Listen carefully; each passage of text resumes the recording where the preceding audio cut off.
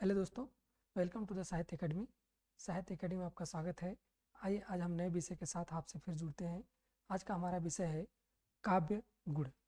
देखिए, यह काव्य गुण जो है यह बहुत से प्रतियोगी परीक्षाओं में पूछा जाता है और इस पर आधारित जितने भी प्रश्न होते हैं लगभग हमें सही जानकारी न होने की वजह से गलतियाँ हो जाती हैं।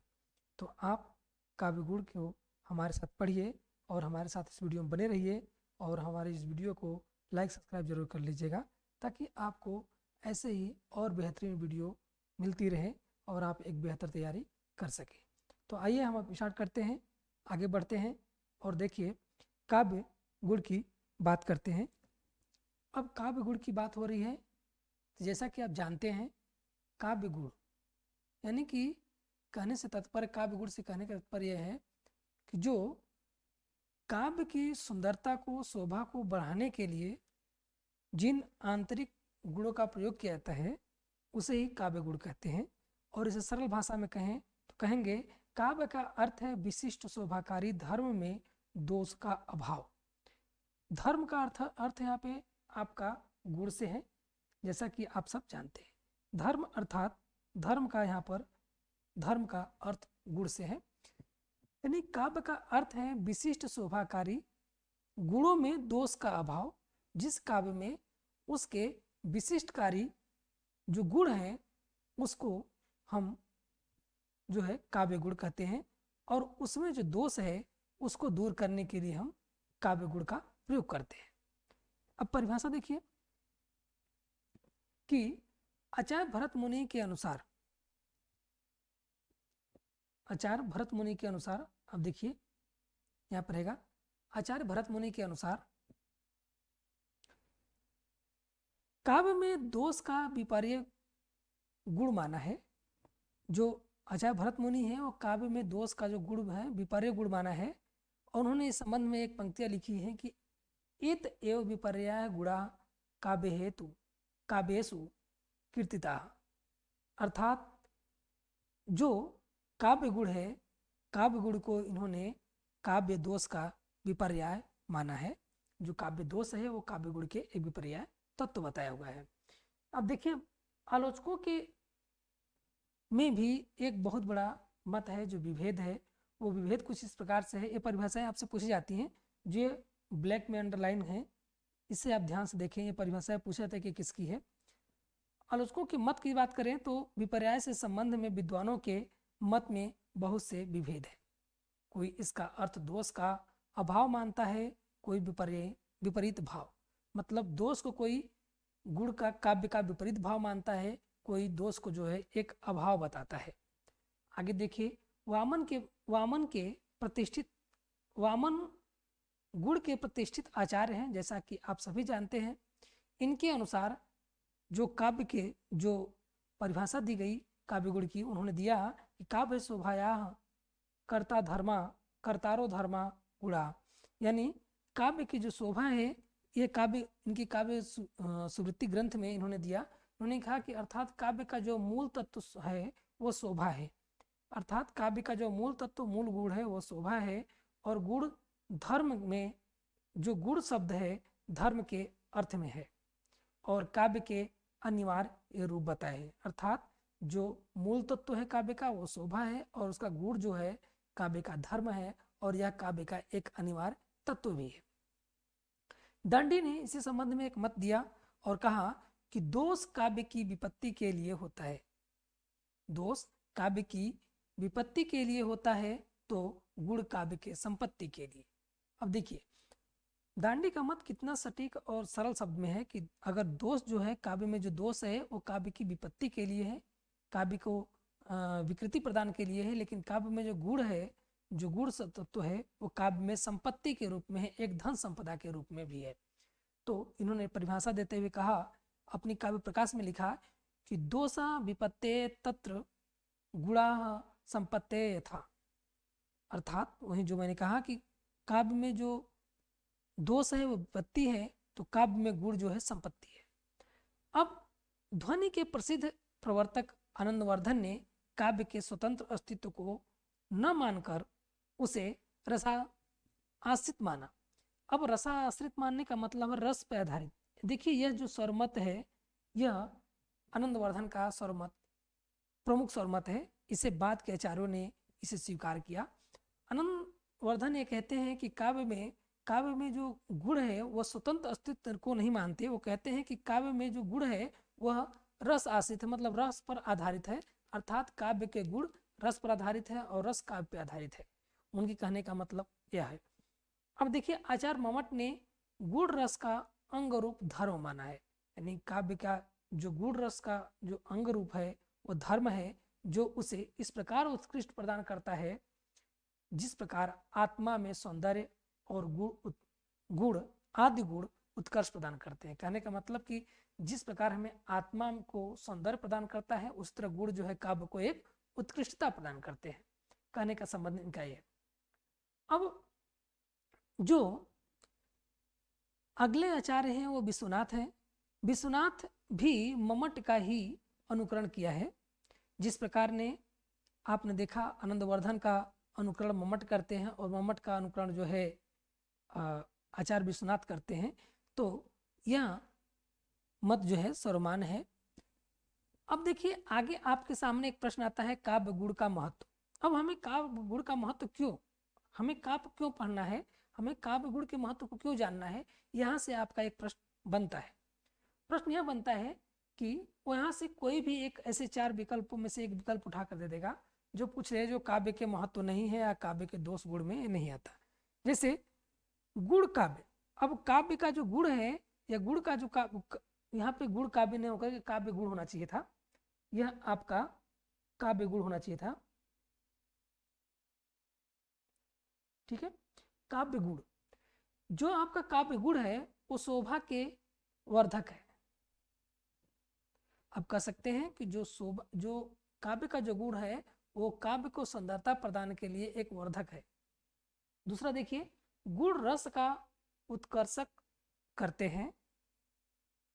ये दोनों साथ साथ रहते हैं, कौन, गुण और रस, मतलब काव्य का जो गुण बताया गया है, जो शोभा बताया गया वह और रस दोनों साथ साथ रहते हैं, अर्थात गुण और रस दोनों साथ रहते हैं। जहाँ गुण है वहाँ रस है, जहाँ रस है वहाँ गुण है। इन्होंने गुण और रस दोनों को माना। किसने, तो आप कहेंगे कि आनंदवर्धन ने, ध्वनि के आचार्य जो है आनंदवर्धन ने।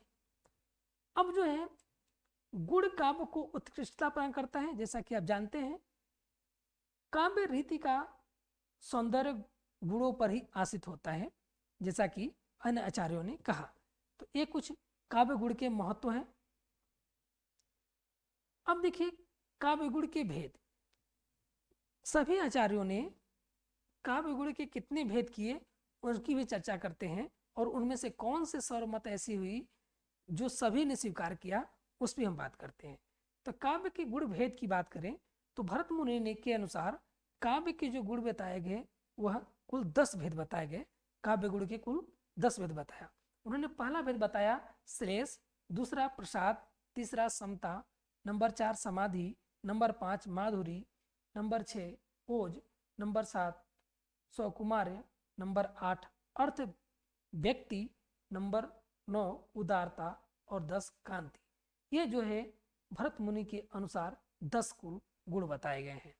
ऐसे ही इन्हीं को आधार बना करके आगे दंडी ने भी काव्य के 10 गुण बताते हैं, किंतु दंडी के जो गुण हैं वह भरत मुनि के गुण से भिन्न क्रमता में, उसकी क्रमता में भिन्नता पाई जाती है।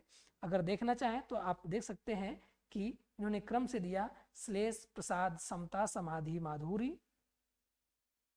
अर्थ व्यक्ति, उदारता, ओज, कांति और समाधि। अब देखिए यहाँ पर आप देखेंगे तो पहला, दूसरा, तीसरा और चौथा श्लेष, प्रसाद, समता, समाधि जो भरत मुनि ने माना वही दंडी ने माना। लेकिन 5वें नंबर पर भरत मुनि ने माधुरी को रखा और यहाँ पर जो है दंडी ने भी रखा, और 6वें नंबर पर भरत मुनि ने ओज को रखा है। तो 6वें नंबर पर के जो है बदल करके दंडी ने अर्थ व्यक्ति को रख दिया, और 7वें नंबर पे भरत मुनि ने सुकुमार को रखा तो दंडी ने उसे उदारता कहा, और उदारता को रखा। 8वें नंबर पर अर्थ व्यक्ति को जो है भरत मुनि ने 8वें नंबर पर रखा, तो दंडी ने उसे ओज को 8वें नंबर पर रखा।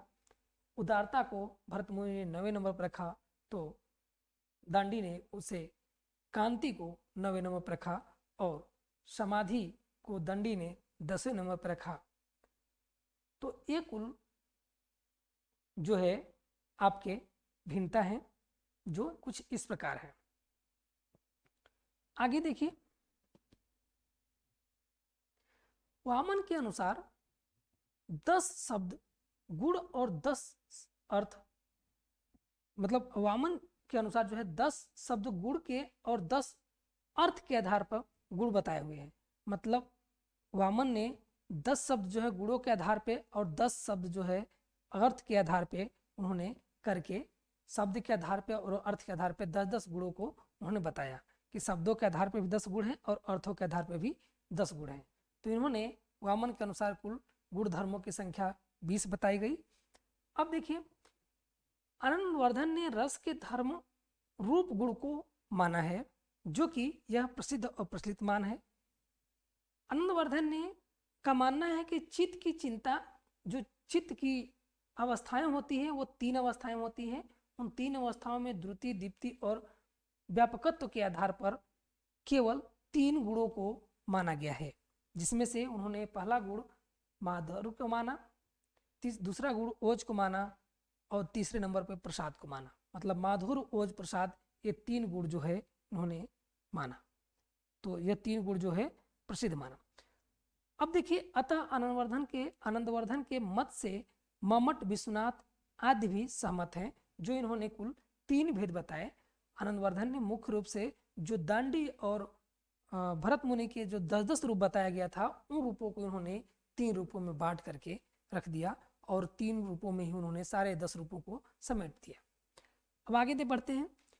अब हम देखते हैं कि माधुर्य। अब माधुर्य जो हमारा काव्य गुण है, यह माधुर्य काव्य गुण है क्या? अब जानते हैं, जो हम काव्य गुण पढ़ रहे हैं, तो काव्य गुण में हमने देखा कि काव्य के गुण 3 प्रकार के होते हैं, माधुर्य, ओज और प्रसाद। तो माधुर्य गुण क्या है, इसे देखते हैं। माधुर्य गुण काव्य रचना के जिस गुण से हृदय आनंद से द्रवित हो जाए उसे माधुर्य गुण कहते हैं। यानी काव्य रचना के जिस गुण से हृदय आनंद हो जाए उसे, या द्रवित हो जाए उसे हम माधुर्य गुण कहते हैं। जैसे में आपके सामने है कि अब देखिए, ये माधुर्य गुण की कुछ विशेषताएं, परिभाषाएं हैं। अब माधुर्य गुण की कुछ विशेषताएं हैं जो हमें काव्य में ये दिखता है और हमें ये पहचानना होता है। यह जो है काव्य में जो माधुरता की जो विशेषताएं हैं, माधुर्य काव्य की, यह विशेषताएं ही हमें काव्य की विशेषता को बताता है कि हमें काव्य कैसे पहचानना है। तो इसे माधुर्य विशेषता को रटना नहीं, समझना है आपको, और इस चीज़ को याद रखना है कि यह कहाँ पे जो है किस काव्य में माधुर्य गुण होगा, उसकी सही पहचान क्या है, तो यही से आपको पता चलेगा। अब माधुर्य गुण की जो पहचान की विशेषता की बात है, उसमें अब कहा क्या गया कि इसमें ट, ठ, ड, ढ आदि वर्णों का प्रयोग नहीं होता। मतलब ये जो कड़ कहते हैं ना, कटु कड़ कटु जो है ध्वनियाँ हैं, जो कानों को तीव्रता से बोलने से एक तरह से कर्णप्रिय नहीं होती, ठीक है, कटु सी लगती है। तो कह रहे हैं कि ट, ठ, ड, ढ, ड़ आदि वर्णों का इसमें प्रयोग नहीं होता। अब बचना किससे है? दूसरा करें, अनुनासिक व्यंजन ड वर्णों के प्रयोग से इसमें सौंदर्य बढ़ जाता है। यानी वाक्य में जब लिखा होता है तो सौंदर्य बढ़ जाता है। अभी आगे हम देखेंगे उदाहरण कैसे।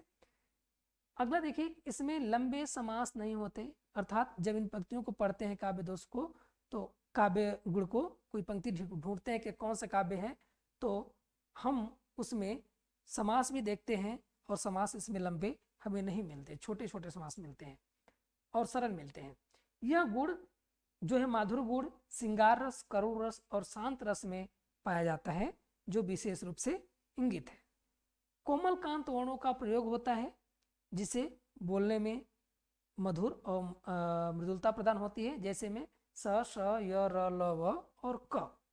अब आगे बढ़ते हैं और उदाहरण से समझते हैं। देखिए, उदाहरण से कह रहे हैं कि कहत नटत रिझत खिझत मिलत गात लज्जात, यहाँ गात रहेगा आपका, ठीक है। मिलत गात लज्जात,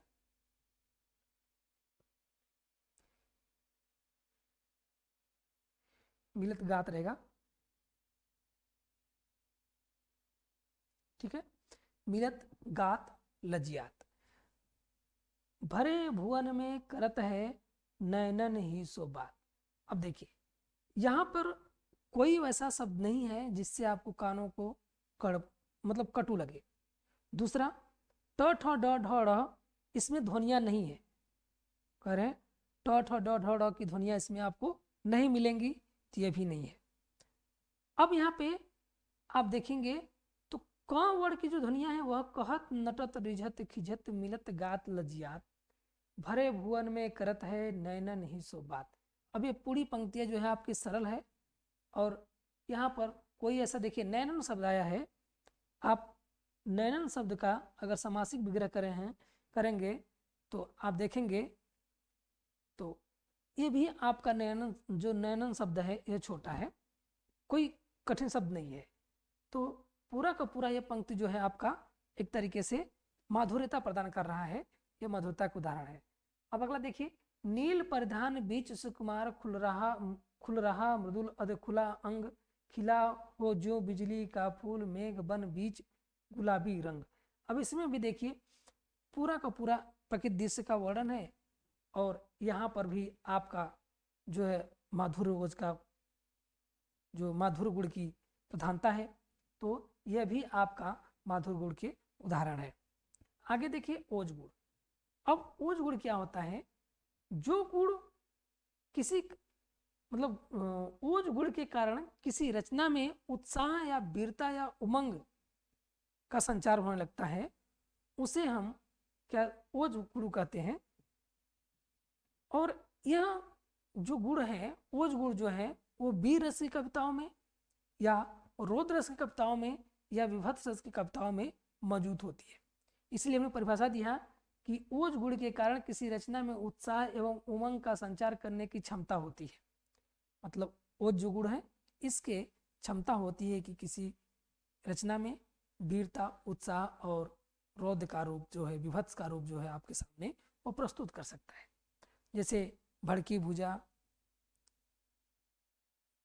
और ये जो आपके फरीद हो जा, भड़की भुजा, तो ये सब जैसे शब्द आते हैं, यह पूरा का पूरा आपका ओज का है। इसकी पहचान देखते हैं, जो विशेषताएं इनकी है। सभी वर्ग के, अब इसमें वर्गों की संख्या है जो कहा गया कि सभी वर्ग के प्रथम वर्ण, द्वितीय वर्ण, तृतीय वर्ण, चतुर्थ वर्ण और ट वर्ग के सभी वर्ण तथा संयुक्त शब्द र के संयोग से बने होते हैं। इनका मतलब बनने की संरचना में किसी वो पांचों वर्ण के क च ट त प, पांचों वर्ग के प्रथम द्वितीय तृतीय चतुर्थ वर्ण जो है रहेंगे ही रहेंगे, और ट वर्ण के सभी ध्वनियां जो है मौजूद रहती है, और संयुक्त शब्द र भी इसमें शामिल होता है। समास जो है इसमें लंबे नहीं होते। इस गुण का संबंध जो है रौद्र रस, वीर रस और उत्साह रस से संबंधित है। आगे बढ़ते हैं, अब उदाहरण देखते हैं। जैसे देखिए भुज भुज भुजगेश, भुज भुजगेश की वैसंगिनी भुजंगिनी सी, खेती खेती खाती है दीह दारू दलन सी, दलन होगी, दलन ही दलन होगा, देह दारू दलन से। अब देखिए भुज भुज भुजंग से, भुज भुजगेश की वैसंगिनी भुजंगिनी सी। अब देखिए यह जो है राजा छत्रसाल को संबोधित करके लिखी हुई रचना है, और कहा गया कि भुज भुजगेश, भुज मतलब भुजाओं में, भुजगेश मतलब होता है शेषनाग, ठीक है, शेषनाग। भुज भुजगेंद्र की वैसंगिनी, वैसंगिनी मतलब पत्नी, मतलब नागिन, ठीक है। भुजंगिनी सी, ठीक है, वैसंगिनी भुजंगिनी सी। अब कह रहे हैं कि खेती खेती खाती दीह दारू दलन सी। अब यहाँ पे कह रहे हैं कि जो राजा छत्रसाल हैं उनकी भुजाओं में इतनी ताकत आ गई है कि वो ताकत जो है भुजंगनी, यहाँ पे तलवार, जो तलवार है उनकी भुजाओं को एक तरीके से जैसे शेषनाग की पत्नी कह सकते हैं नागिन उनकी सहायता करती उनके साथ रहती है, वैसे ही भुजंग में भुजाओं में छत्रसाल के भुजाओं में तलवार जो है उसके हाथों में आकर के उसकी सहायता करती है।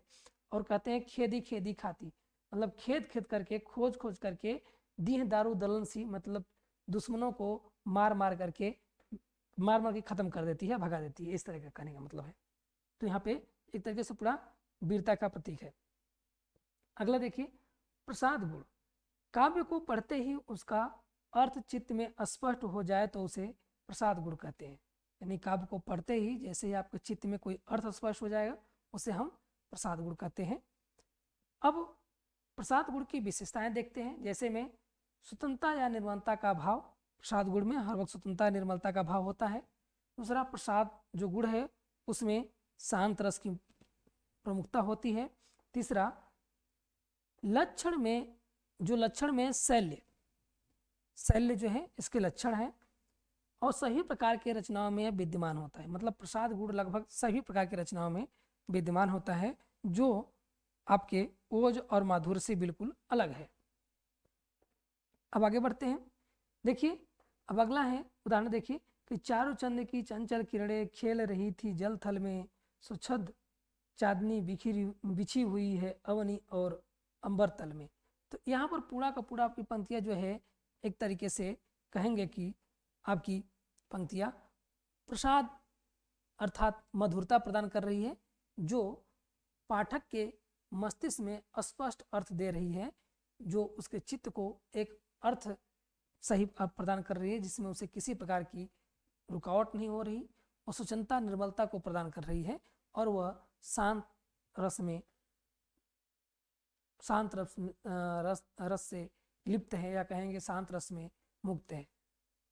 ठीक है, तो मैं उम्मीद करता हूँ कि आज वीडियो पसंद आई होगी और जैसा कि हमने देखा कि काव्य गुण के प्रकार, उसके भेद, उसकी परिभाषाएं और उसकी पहचान, तो एक बार रिमाइंड कर लेते हैं कि काव्य गुण के कितने भेद हैं। तो आप कहेंगे काव्य गुण के 3 भेद हैं, जिसमें से आप कहेंगे पहला माधुर्य, दूसरा ओज, तीसरा प्रसाद। आप कहेंगे कि काव्य गुण के जो आचार्यों ने कौन कौन से मत दिए, तो स्वरमत कौन सा किसका था, तो आप कहेंगे कि आनंदवर्धन का दिया हुआ स्वरमत, जो 3 स्वरमत दिए थे प्रमुख रूप से माधुर, ओज और प्रसाद, यही स्वरमान माना गया। भरत मुनि ने जो काव्य गुण के 10 मत दिए, दंडी ने भी काव्य गुण के 10 मत दिए। तो इन दोनों के विवादों से जो बाद के आचार्यों ने आपसे बाद के जो आचार्य थे जिसमें आनंदवर्धन के दिए मत को स्वीकार किए, जिसमें मम्मट, वामन और विश्वनाथ प्रमुख हैं। तो एक प्रश्न आपसे यह पूछ लेता है कि आनंदवर्धन के दिए मतों से कौन कवि सहमत नहीं है। तो पहले 3 कवियों का नाम आप ध्यान रखें कि आनंदवर्धन, वामन और विश्वनाथ, ये 3 कवि हैं। जो आनंदवर्धन तो है ही हैं, उनके साथ साथ वामन, मम्मट और विश्वनाथ, ये 3 कवि प्लस आनंदवर्धन 4 कवि जो हैं, ये 4 कवि जो ओज को, जो माधुर्य के तीनों गुण को मानते हैं, माधुर्य, ओज और प्रसाद को मुख्य रूप से मानते हैं। बाकी के आचार्यों ने इन्हें समर्थन किया और इसी प्रकार की आगे रचनाएं की। तो उम्मीद करता हूँ कि वीडियो आपको पसंद आई होगी। पसंद आई हुई तो आप लाइक सब्सक्राइब जरूर करें। तब तक के लिए किसी और वीडियो में मिलते हैं। धन्यवाद।